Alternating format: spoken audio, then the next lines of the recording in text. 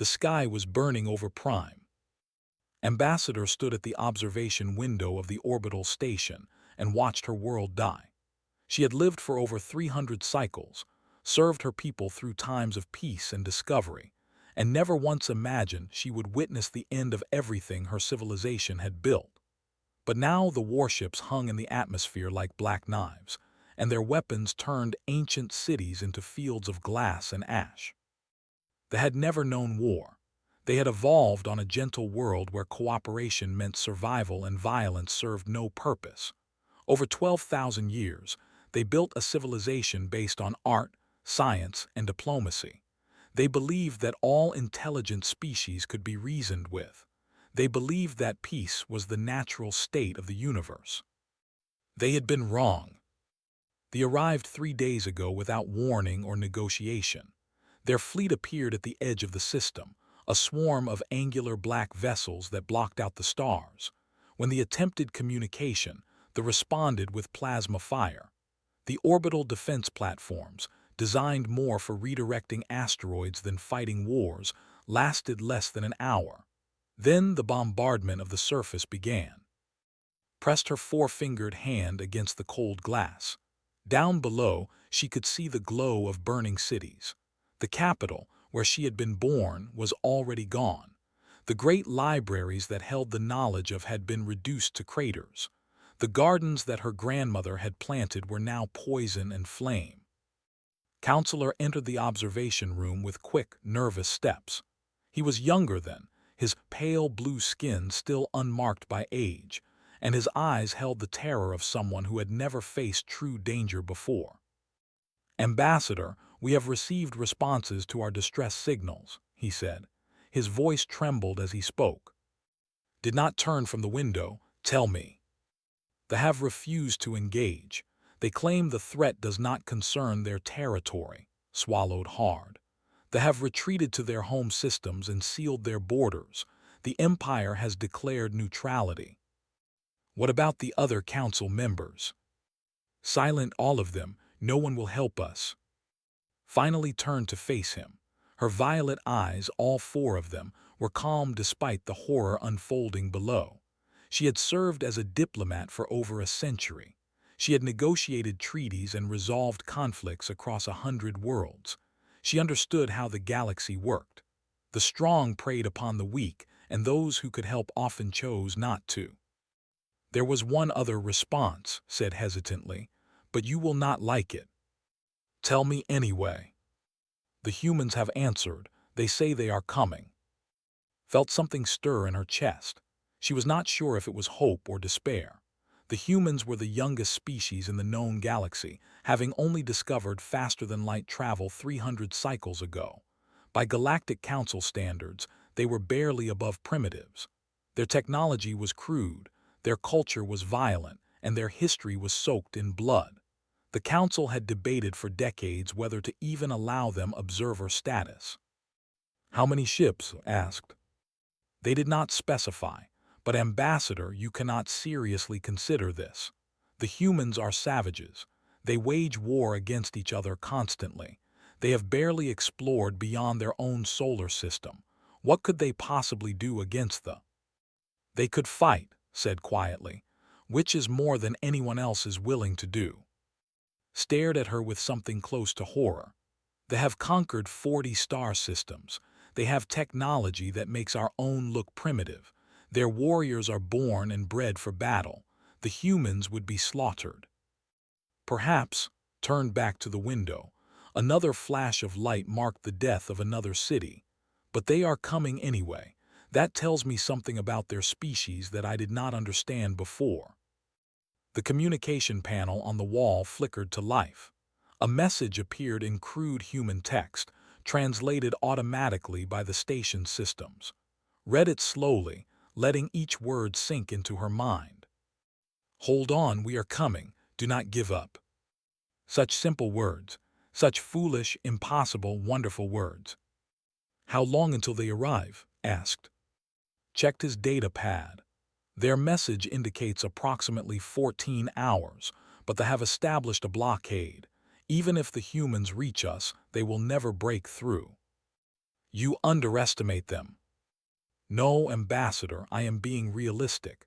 The humans are outnumbered and outmatched. This is not a rescue. This is a suicide mission. Closed her eyes. She thought about her grandmother's garden, now burning. She thought about the children in the shelters below, huddled in darkness while death rained from the sky. She thought about all the peaceful centuries her people had enjoyed, never realizing how fragile that peace truly was. When I was young, she said, my grandmother told me a story about the old times before we reached the stars. She said that our ancestors faced a great darkness, a plague that threatened to destroy our entire species. Everyone believed it was the end, but a small group refused to accept that. They worked day and night, sacrificed everything, and found a cure. They saved us because they refused to surrender. Said nothing. The humans are coming, continued. They know they are outnumbered. They know they may die, but they are coming anyway. Maybe that is primitive. Maybe that is savage. Or maybe that is something we have forgotten how to be. The station shuddered as a patrol ship passed nearby. Warning lights flickered, and the distant sound of alarms echoed through the corridors. The orbital station had no weapons, no defenses. If they decided to destroy it, there would be nothing anyone could do. But they had not destroyed it yet. They wanted prisoners. They wanted slaves. That was how they operated. They did not simply kill. They consumed.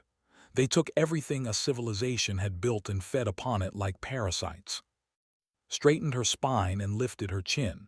Prepare the survivors. Move everyone to the deep shelters on the surface. Tell them help is coming. Ambassador, I cannot lie to them. The humans cannot save us. Then tell them the truth, said. Tell them that someone cared enough to try. Tell them that in the darkest hour, when all hope was gone, there were beings in the universe who refused to let us die alone. That has to mean something. Even if we do not survive, that has to mean something. Looked at her for a long moment. Then he nodded slowly and left to carry out her orders. Remained at the window, watching the fires burn below. 14 hours. That was how long they had to hold. 14 hours until the humans arrived. She did not know if it would be enough. She did not know if anything could save her people now. But for the first time in 3 days, she felt something other than despair. She felt hope. Captain Daniel Vega stood on the bridge of the United Earth Coalition vessel Ironclad and studied the star map in silence. The holographic display showed their destination as a small blue dot surrounded by red markers. Each red marker represented a warship. There were more than 30 of them. The Ironclad was not a pretty ship. It was built for one purpose, and that purpose was war. Its hull was thick and angular, covered in weapons platforms and armor plating. It looked like a flying fortress, ugly and brutal, nothing like the elegant curved vessels favored by the other species of the galaxy. Human engineers did not care about beauty. They cared about survival. How long until we reach Prime? Daniel asked. Lieutenant Morgan checked her console. She was young, barely 28, but she had already served in 2 major conflicts. Her hair was tied back in a tight bun, and her eyes never left her screens. 14 hours at current speed, Captain.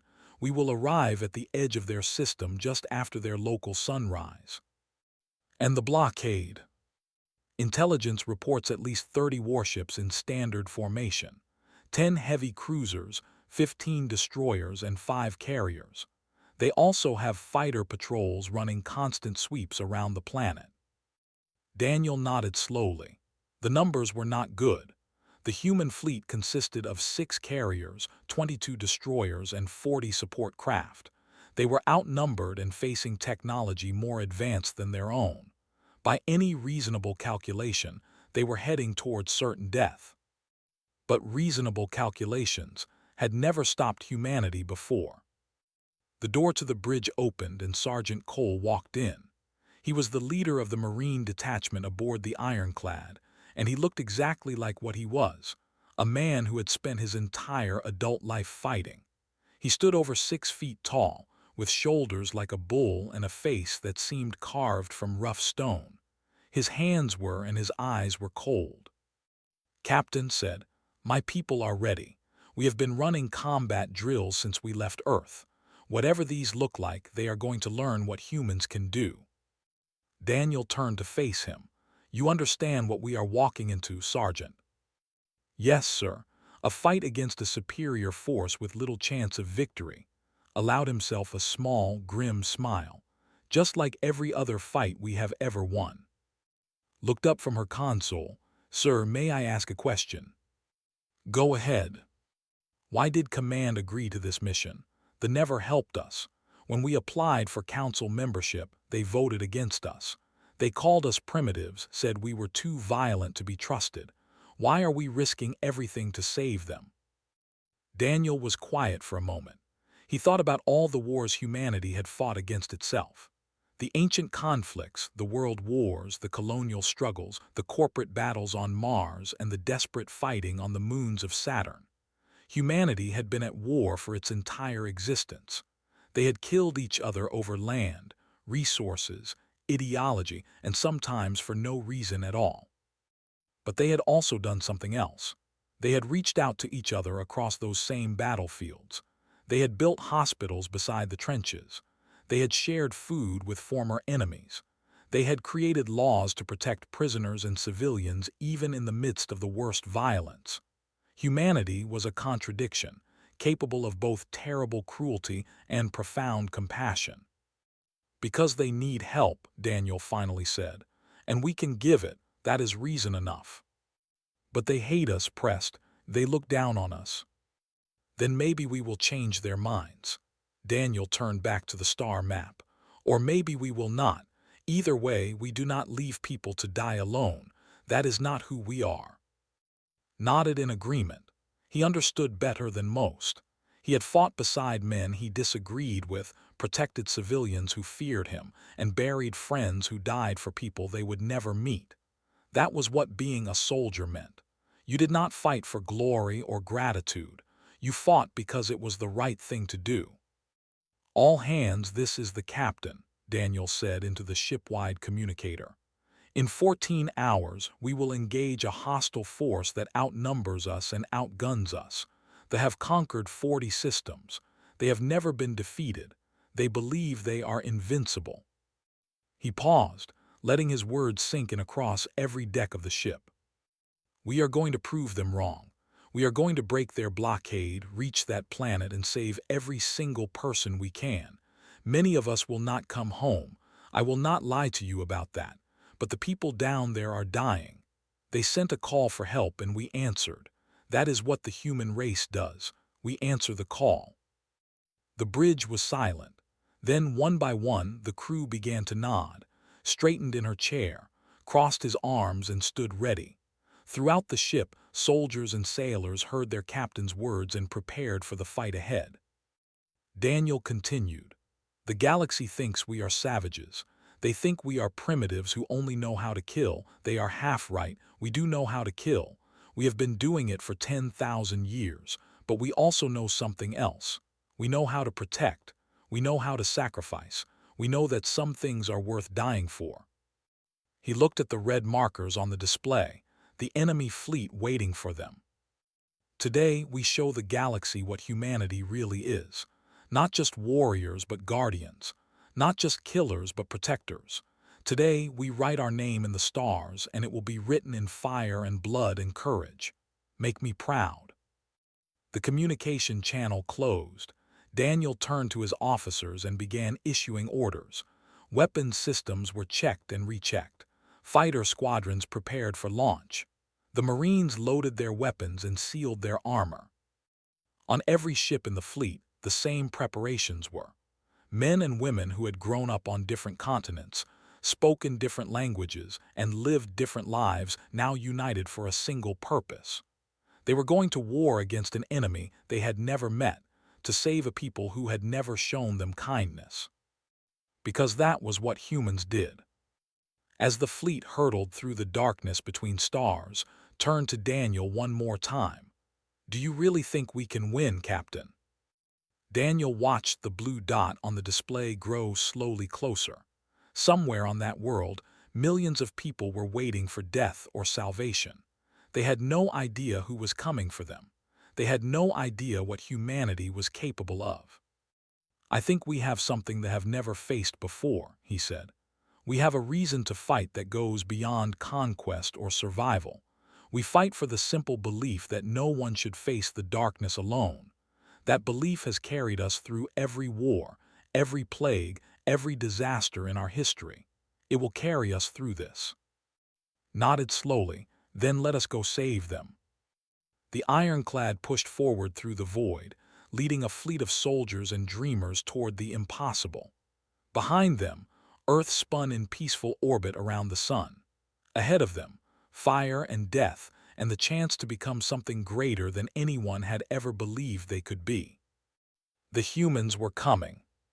Supreme Commander stood on the bridge of his flagship, the Void Maw, and watched the strange vessels emerge from hyperspace. His compound eyes, adapted for hunting prey in the darkness of his home world, studied the crude, angular shapes with something close to amusement. His mandibles clicked together in the pattern that indicated contempt among his species.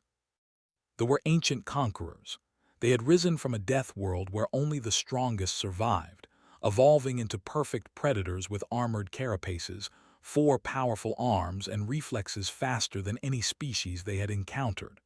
Over 10,000 years, they had built an empire of terror and subjugation. 40 star systems bowed before them. Hundreds of species served as their slaves. None had ever defeated them in battle. "What are those vessels?" demanded. His tactical officer analyzed the sensor readings. "Unknown configuration, Supreme Commander. The ships appear to be heavily armored but technologically inferior. Their weapons systems are primitive, consisting of kinetic projectiles and nuclear warheads. They lack proper plasma or beam technology." "Primitives," said. "They come to die for the how noble, how foolish." "Their fleet numbers approximately 70 vessels. They are outnumbered and outmatched." "Destroy them. I want no survivors." The fleet turned with practiced precision, plasma lances charging, drone fighters launching from carriers. They had done this hundreds of times before. They knew exactly how this battle would end. But they had never fought humans. Aboard the ironclad, Captain Daniel Vega watched the enemy fleet move to engage. The ships were impressive, he admitted. Sleek, powerful, designed by a species that had perfected the art of war over. Their plasma weapons could cut through most hulls like paper. Their shields could deflect energy weapons with ease. But humans had not brought energy weapons. "All ships attack pattern Omega," Daniel ordered calmly. "Target their carriers first. Launch all fighters. Marines prepare for boarding operations." The human fleet did not scatter. They did not retreat. They came straight ahead in a tight formation, presenting their heaviest armor to the enemy fire. The first plasma lances struck home, burning through hull plating, vaporizing crew compartments. 3 destroyers lost power in the opening seconds. A carrier took a direct hit to its bridge, killing the commanding officer instantly. But the fleet kept coming. They had never seen anything like it. Every species they had conquered had broken under the first assault. Fear was their greatest weapon, but the human ships absorbed punishment that should have destroyed them, and their guns never stopped firing. Kinetic rounds screamed through the void, massive metal slugs accelerated to incredible speeds by electromagnetic rails. The shields were designed to deflect energy weapons. They had no defense against solid projectiles traveling at a fraction of the speed of light. The first cruiser exploded as a volley of rounds punched through its hull, then another, then another. Nuclear warheads detonated against carrier hulls, the electromagnetic pulse frying their electronics, the blast waves tearing their armored plating apart. Human fighters swarmed between the larger ships, nimble and aggressive, their pilots trained in the brutal school of close-quarters dogfighting. On the bridge of the Void Maw watched his fleet begin to crumble. "Impossible," he hissed. "They are primitives. How are they doing this?" His tactical officer had no answer. The battle became a swirling chaos of fire and metal. Human ships burned and died, but for every vessel lost, they took 3 with them. The crude, ugly human warships proved to be far tougher than anyone had anticipated. They were built with one philosophy in mind: survive long enough to kill the enemy. And then the boarding pods launched. Sergeant Cole led the first wave, his Marines packed into armored capsules designed to punch through enemy hulls. The pod slammed into the side of a destroyer, breaching charges blowing through the armor plating. Was the first through the hole, his rifle up and ready. They were waiting for them.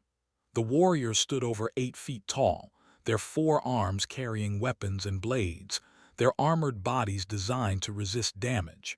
They expected the same terrified prey they always encountered. They were not prepared for humans. Opened fire before his feet touched the deck, his rounds finding gaps in the armor. Behind him, his squad poured through the breach, spreading out with practiced efficiency. They did not hesitate. They did not freeze. They attacked with a fury they had never experienced.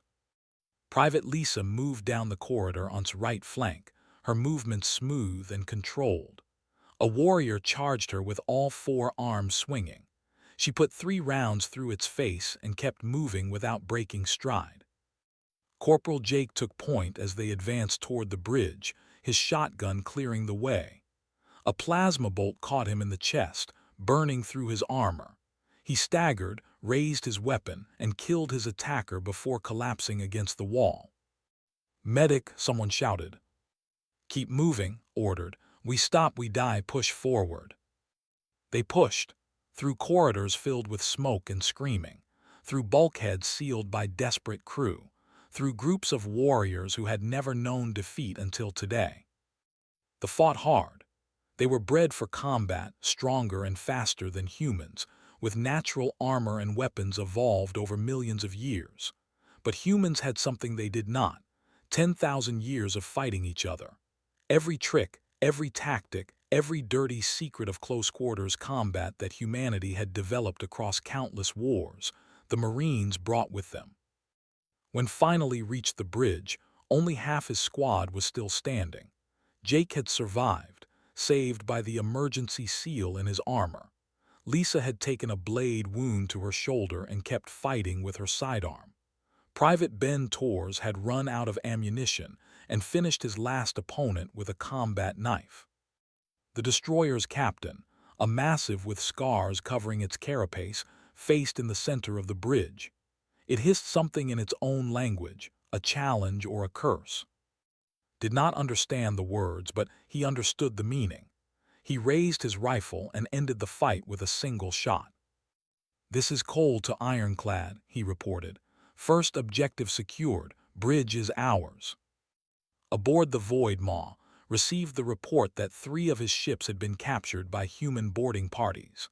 The captured vessels were now turning their weapons against their former fleet. "What are these creatures?" he demanded. "What are they?" His officers looked at each other in silence. They had no answer. Nothing in their experience, nothing in their history had prepared them for this. The fleet, which had never known defeat, began to retreat. And on the orbital station above Prime, Ambassador watched the impossible unfold. The blockade was breaking. The humans were winning. "They came," she whispered. "They actually came." The landing craft descended through smoke and fire toward the surface of Prime. Sergeant Cole stood at the front of the transport, one hand gripping the overhead rail, his eyes fixed on the display showing their descent path. Around him, his Marines sat in rows, their armor scorched and dented from the battle in space, their weapons loaded and ready. They had lost a lot of good people breaking the blockade, but the fight was not over yet. 2 minutes to touchdown," the pilot announced. "We are landing in the ruins of the capital district. Sensors show heavy presence throughout the city." Turned to face his squad. Lisa sat with her wounded shoulder wrapped in emergency bandages, her rifle resting across her lap. Jake had patched the hole in his chest armor with sealant tape and refused to stay behind. Ben Torres was checking his ammunition count for the 5th time. "Listen up," said. "We have approximately 300 civilians trapped in underground shelters. They are hunting them. Our job is to reach those shelters before the enemy does and get those people out. This is a rescue mission. Kill anything that gets in your way." The transport shuddered as anti-aircraft fire exploded nearby. The pilot cursed and threw them into evasive maneuvers. "We are coming in hot," she reported. "Enemy ground forces have spotted us. Brace for rough landing." "Grab the rail. Everyone hold on." The transport hit the ground hard, sliding across rubble and debris before coming to a stop. The rear ramp dropped and led his squad out into hell. The capital of Prime had been beautiful once. They had built their city with graceful spires and crystal domes, with gardens and fountains and monuments to peace.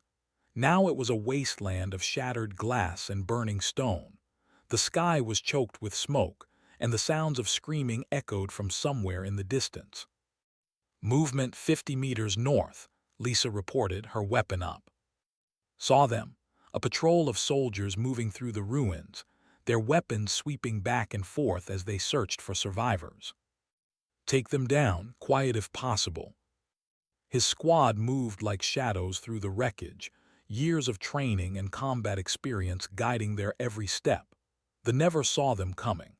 Lisa and Jake hit them from opposite angles, their suppressed rifles putting down 4 of the enemy before the rest could react. Ben finished the survivors with precise headshots. "Clear," said. "Keep moving." They pushed deeper into the city, following the coordinates transmitted by the orbital station. Everywhere they looked, there was death. Bodies lay in the streets, cut down by plasma fire or crushed beneath fallen buildings. They had not come to conquer. They had come to destroy. Private Amy Sanders, a young woman from a small town in Ohio who had never left Earth before this mission, stopped beside the body of a child. The small form was curled up as if sleeping, eyes closed, hands clutched around a toy.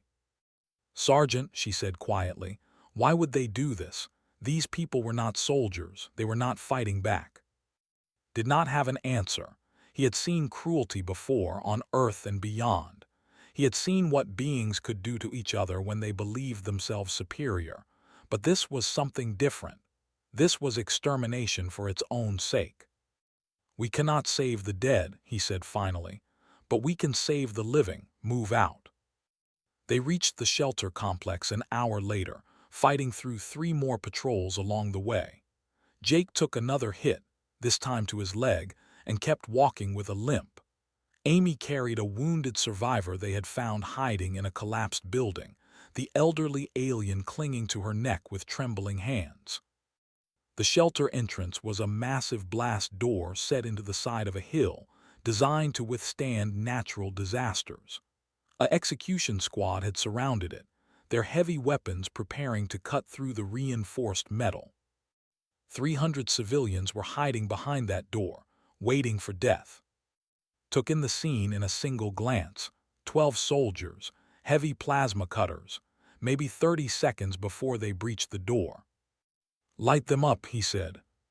His squad opened fire in unison, a coordinated burst of violence that lasted less than 30 seconds. They were caught by surprise, their attention focused on the door rather than their surroundings.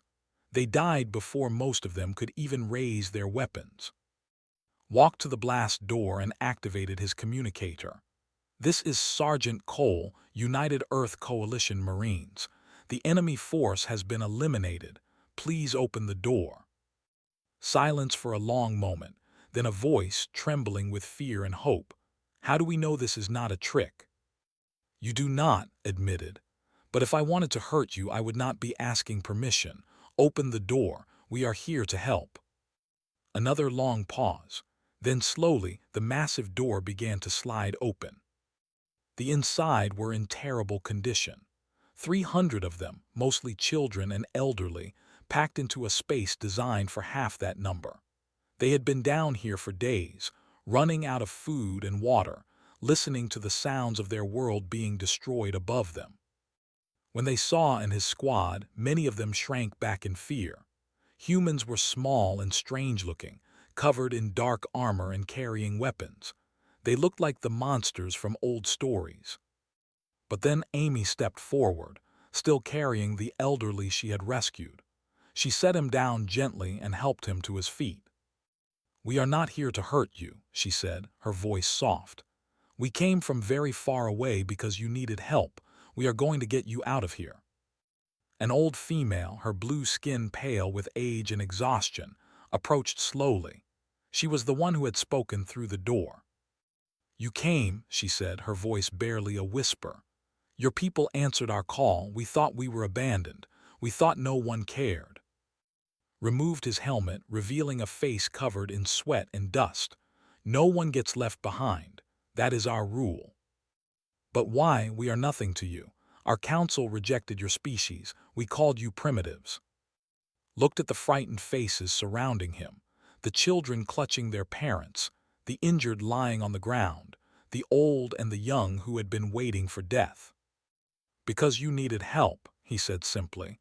"That is all the reason we need." The evacuation took hours. Human medics arrived to treat the wounded. Transports landed to carry the survivors to safety. Marines spread out through the city, searching for other shelters, other survivors, fighting the wherever they found them. Amy Sanders carried 3 children on her back during the evacuation, refusing to rest even when her legs gave out. Jake held a security perimeter for 4 hours with a broken leg, shooting any who came close. Ben Torres found a group of survivors trapped under a collapsed building and dug them out with his bare hands when his tools broke. These were the humans who had come to save a people who had never shown them kindness. They fought and bled, and some of them died, all for strangers who had once called them savages. And slowly, one survivor at a time, they began to understand what humanity truly was. The retreat was total.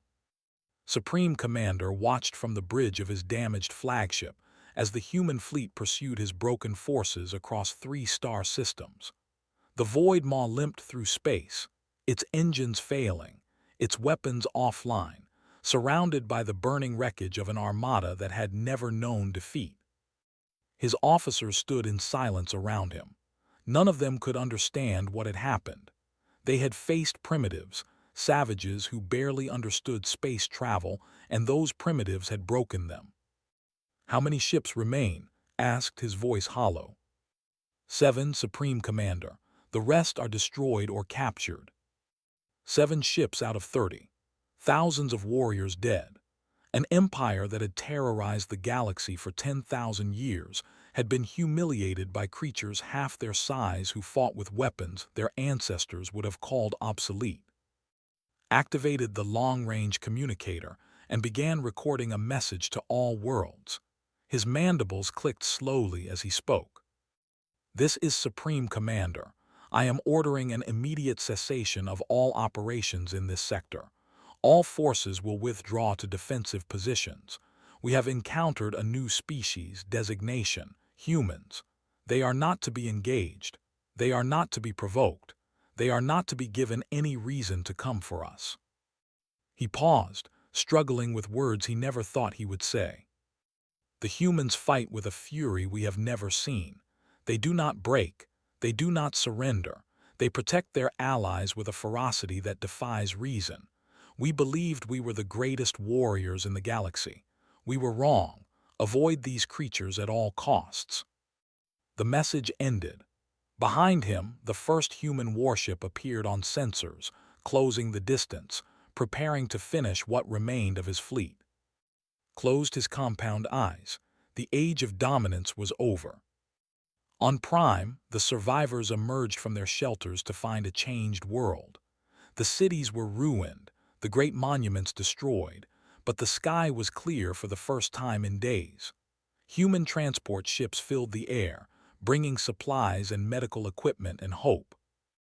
Ambassador walked through the ashes of her capital, accompanied by Captain Daniel Vega and Sergeant Cole. Around them, civilians watched the human soldiers with expressions of wonder and gratitude. These small, strange beings had crossed the vastness of space to save them, and they had asked for nothing in return. "We owe you everything," said quietly. "Our lives, our future, everything. And we treated your species with such cruelty. We called you primitives. We said you were too violent to be trusted. We voted against your council membership." Daniel walked beside her, his uniform stained with smoke and blood, exhaustion written across his face. That was before. This is now. "But why?" Stopped and turned to face him. "I must understand. You gained nothing from this. You sacrificed your own people for strangers who never showed you kindness. Hundreds of your soldiers died. Your ships are damaged beyond repair. What possible reason could justify this?" Daniel was quiet for a long moment. He looked at the ruined buildings, the survivors being helped onto transport ships, the Marines distributing food and water to children who had not eaten in days. He thought about all the people who would never go home, all the families who would receive notification that their loved ones had fallen on a distant world. "Where I come from," he said finally, "we have a saying, no one left behind. It does not matter who you are or what you have done or how you have treated us. When someone needs help, you help. That is what being human means. Even for strangers. Especially for strangers. Because one day we might be the strangers who need help. And we hope that when that day comes, someone will answer our call." Stared at him with all four of her violet eyes. "Your species frightens me," she admitted. "Your capacity for violence is terrifying. I watched your soldiers fight and I saw what you can do when you choose to kill. It was like watching a force of nature." "But," Daniel prompted, "but your capacity for compassion may be greater still. You did not come here to conquer. You came to protect. You did not fight for glory or territory. You fought because it was right. I have lived for 300 cycles and I have never seen anything like it." Cole, standing nearby, let out a rough laugh. "That is us, Ambassador. We are complicated. We can tear each other apart over the smallest things, and then we turn around and give everything we have for people we have never met. We do not make sense, even to ourselves." Smiled for the first time since the invasion began. "Perhaps that is what makes you special. You are unpredictable. They could not understand you because you do not follow the rules they know. You do not fight like conquerors. You fight like guardians." In the weeks that followed, the Galactic Council convened to discuss the events at Prime. The who had refused to help, sat in uncomfortable silence as Ambassador delivered her report. She described the battle in space, the rescue operations on the ground, and the countless acts of heroism performed by human soldiers. "We were wrong about them," concluded. "We judged them by their history of violence without understanding the context. Yes, humans fight. They have been fighting since they first walked on two legs, but they also protect. They sacrifice. They risk everything for people who have never shown them kindness. That is not savagery. That is nobility of the highest order." The Council voted unanimously to offer humanity full membership. The species they had once dismissed as primitive was now recognized as an equal partner in galactic civilization. Captain Daniel Vega returned to Earth a hero, though he never spoke publicly about what had happened. When reporters asked him about his actions, he simply said, "We did what any decent people would do. We answered the call." On Prime, the survivors began to rebuild. The first new building they constructed was a monument in the central plaza of their new capital. It depicted a human soldier, helmet under one arm, hand extended in friendship. The statue was not large or grand, just a simple figure standing watch over the people it had saved. The inscription at the base was written in both script and human English. It read, "When all hope was gone, they came, they fought, they stayed. Remember the humans." Across the galaxy, species who had once looked down upon humanity began to tell stories about them. Strange, contradictory creatures who waged war with terrible fury but showed mercy to the defeated. Violent yet compassionate. Fearsome yet kind. protectors who asked for nothing but offered everything. They never threatened another system again. Their empire crumbled over the following decades, their conquered peoples rising up once they learned that the masters were not invincible. And every slave who freed themselves whispered the same story. The humans came. The humans fought. The humans won. In the darkness between stars, humanity had found its purpose. Not as conquerors, but as guardians. Not as savages, but as protectors of those who could not protect themselves. And when the next call for help came, they answered, as they always would. Because that was what being human meant.